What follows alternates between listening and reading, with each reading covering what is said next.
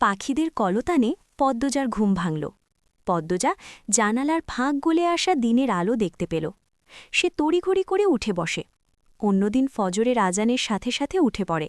আজ দেরি হয়ে গেল। পূর্ণাকে তুলে নিয়ে যা, একসাথে অজু করে নামাজ পড়তে বস। হেমলতার কণ্ঠ শুনে পদ্মজা ঘুরে তাকাল। তিনি কোরআন শরীফ পূর্বে জায়গায় রেখে বললেন, পূর্ণাকে একটু বুঝ দিস, নামাজ পড়তে চায় না। আচ্ছা আম্মা। পদ্মজা পূর্ণাকে ডেকে নিয়ে কলপাড়ে যায়। এরপর দুই বোন একসাথে নামাজ পড়তে বসল। নামাজ শেষ করে হেমলতার সামনে এসে দাঁড়াল পদ্মজা। হেমলতা জানালার বাইরে তাকিয়ে আছেন।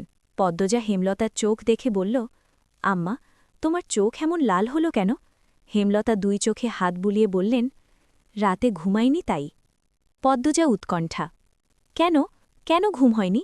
কিরকম দেখাচ্ছে তোমাকে? বিছানায় পড়াটাই শুধু বাকি। কিছু চুল পদ্মজার মুখের উপর চলে এসেছে।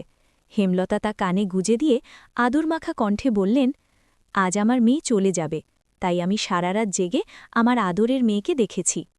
হেমলতার কথা শুনে পদ্মজা আবেগী হয়ে ওঠে। হেমলতাকে জড়িয়ে ধরে কান্নামাখা কণ্ঠে বলল, আমার খুব মনে পড়ে তোমাকে। চলো আমার সাথে, একসাথে থাকব।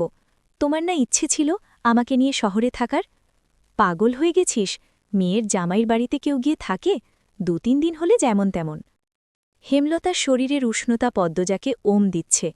মায়ের উষ্ণতায় কি অদ্ভুত শান্তি! পদ্মজা কান্না করে দিল। হেমলতা পদ্মজার মুখ তুলে বললেন, সকাল সকাল কেউ কাঁদে? বাড়ির বউ তুই, শাশুড়ি কি করছে আগে দেখে আয়, যা। পদ্মজা আরও কাঁদতে থাকল। কাঁদতে কাঁদতে চোখের জল মুছছে, আবার ভিজে যাচ্ছে। বুকটা হাহাকার করছে। কত দূরে চলে যাবে সে? কাঁদতে কাঁদতে বেরিয়ে যায়। পিছন থেকে শোনা যায় হেমলতা বলছেন, বাচ্চাদের মতো করছিস কিন্তু। পদ্মজা শাড়ির আঁচল দিয়ে চোখ মোছে, ঢোক গিলে নিজেকে শক্ত করল। এরপর রান্নাঘরের দিকে চলে গেল। পদ্মজা ঘর ছাড়তেই হেমলতার চোখ পেয়ে 2 ফোঁটা জল গড়িয়ে পড়ে। তিনি দ্রুত জল মোছেন। পালঙ্কের দিকে চেয়ে দেখেন পূর্ণা চিত হয়ে ঘুমাচ্ছে। কখন ঘুমালো? হেমলতার হাসি পেয়ে গেল। তিনি কাঁথা দিয়ে পূর্ণাকে ঢেকে দিলেন। পদ্মজা রান্নাঘরে ঢুকতেই ফরিনা মুখ ঝামটালেন। আইসো কেন, যাও ঘুমাও গিয়া। কখন এত দেরি হয়ে গেছে বুঝিনি, মিনমিন করে বলল পদ্মজা। বুঝবা কেন? মা এসে তো, হৌরির লগে তো আর মায়ের মতো মিশতে মন চায় না। পদ্মজা অবাক হয়ে তাকাল, আবার চোখ নামিয়ে নিয়ে বলল, আমি তো মিশতেই চাই, আপনি সবসময় রেগে থাকেন। মুখের ওপরে কথা কইবা না, যাও এখন। পদ্মজা ঘুরে দাঁড়ায় চলে যাওয়ার জন্য। ফরিনা তেলে বেগুনে জ্বলে উঠে বললেন, কইতেই যাইবাগা নাকি? জোর কইরা তো কাম করা উচিত, এই বুদ্ধিটা নাই? পদ্মজা স্তব্ধ হয়ে কতক্ষণ দাঁড়িয়ে থাকে। প্রতিদিন সে কাজ করার জন্য জোরাজুরি করে, কিন্তু ফরিনা করতে দেন না। এজন্যই সে এক কথায় চলে যাচ্ছিল। আর এখন কি বলছেন? সে ব্যাপারটা হজম করে নিয়ে রান্নাঘরে ঢুকল। ফরিনা গলার স্বর পূর্বীর অবস্থানে রেখেই বললেন, হইছে, কাম করতে হইব না। এরপর তোমার মায়ে কইব দিন রাত কাম করায় তার ছেড়ে রে, যাও বাড়ায় যাও। পদ্মজা হতভম্ব হয়ে দাঁড়িয়ে থাকে। লতিফা ঠোঁট চেপে হাসছে। ফরিনার এমন ব্যবহারের সাথে সে অভ্যস্ত। বেশ অনেকক্ষণ পর পদ্মজা বলল, আম্মা, আমি করবটা কি? পদ্মজার মাথা থেকে ঘোমটা সরে গেছে, মুখটা দেখার মতো হয়েছে। ফরিনা পদ্মজার মুখ দেখে হেসে ফেললেন, আবার দ্রুত হাসি লুকিয়েও ফেললেন। এই মেয়েটাকে তিনি অনেক আগেই ভালোবেসে ফেলেছেন। এত শান্ত, এত নম্রভদ্র। হেমলতাকে হিংসে হয়, হেমলতার গর্ভকে হিংসে হয়। পদ্মজার ঢাকা যাওয়া নিয়ে প্রথম প্রথম ঘোর আপত্তি ছিল ফরিনার, কিন্তু এখন নেই। উপর থেকে যাই বলুন না কেন, তিনি মনে মনে চান পদ্মজা পড়তে যাক, অনেক পড়ুক, অনেক বেশি পড়ুক। এই মেয়ের জন্ম রান্নাঘরে রাধার জন্য নয়, রানীর আসনে থাকার জন্য।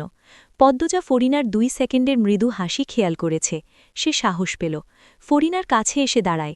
ফরিনা চোখ মুখ কুচকে প্রশ্ন করলেন, ঘ্যাসতাসো কেন?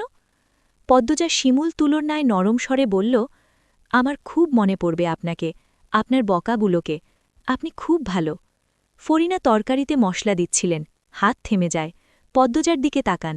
পদ্মজা বলল, আম্মা, আমি একবার জড়িয়ে ধরব আম্মা? ফরিনা কিছু বলতে পারলেন না।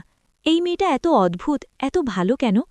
পদ্মজার চোখের দিকে চেয়ে অনুভব করেন কয়েক বছরের লুকানো ক্ষত জ্বলে উঠেছে। ক্ষতরা পদ্মজার সামনে উন্মোচন হতে চাইছে। কোনোভাবে কি যন্ত্রণাদায়ক এই ক্ষত সারাতে পারবে পদ্মজা? ভরসা করা যায়? পদ্মজার মায়ামাখা দুদি চোখ দেখে বুকে এমন তোলপাড় শুরু হয়েছে কেন?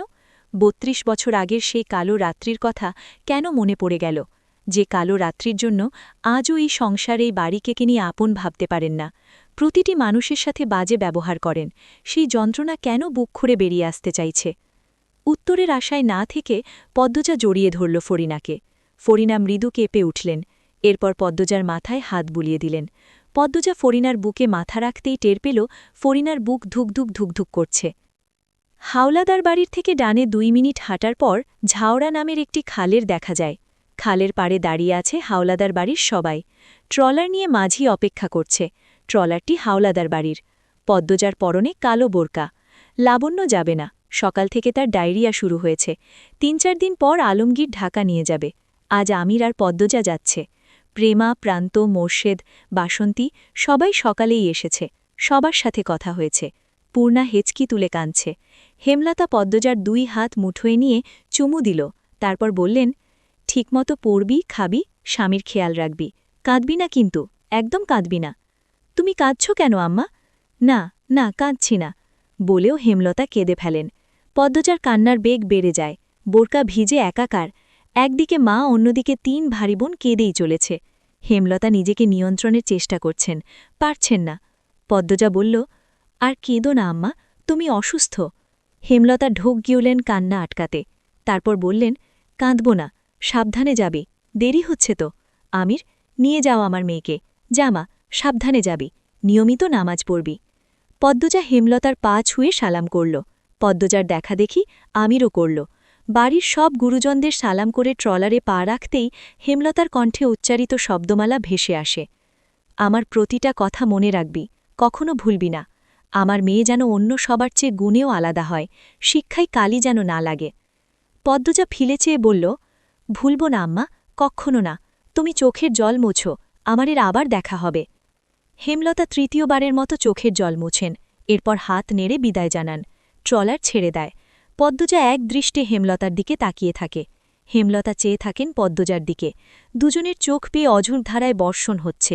কাঁদছেন মোর্শেদ, তবে পদ্মজার জন্য কম, হেমলতার জন্য বেশি। হেমলতার দিনগুলো এখন আরও দুর্বিষহ হয়ে উঠবে। আরও কাঁদছেন ফরিনা। প্রতিদিন বাড়ি জুড়ে একটা সুন্দর মুখ, সুন্দর মনের জীবন্ত পুতুল মাথায় ঘোমটা দিয়ে আর হেঁটে বেড়াবে না। আবারও মরে যাবে তার দিনগুলো, হারিয়ে যাবে সাদা কালোর ভিড়ে।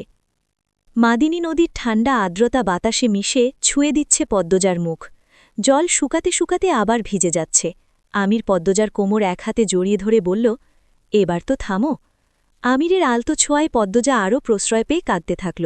আমির বলল, এ তো আরও বেড়ে গেছে, থামো না, আমি আছি তো। আমরা ৬ মাস পরপর আসব, অনেক দিন থেকে যাব। সত্যি তো, কাজের বাহানা দেখাবেন না? মোটেও না। আমির পদ্মজার চোখের জল মুছে দিল। এরপর চোখের পাতায় চুমু দিল। পদ্মজা নুয়ে যায়, বলল, নদীর পাড় থেকে কেউ দেখবে? কেউ দেখবে, কেউ দেখবে, কেউ দেখবে, এই কথাটা ছাড়া আর কোনো কথা পারে আমার বোম? পদ্মজা আমিরের দিকে একবার তাকাল, এরপর চোখের দৃষ্টি সরিয়ে বলল, আমরা ট্রলার দিয়ে ঢাকা যাব? সেটা সম্ভব না, কিছুক্ষণ পরই ট্রেনে উঠে যাব। আমির পদ্মজাকে ছোঁয়ার জন্য হাত বাড়াতেই আমিরকে হতবাক করে দিয়ে পদ্মজা ট্রলারের ভেতর ঢুকে গেল।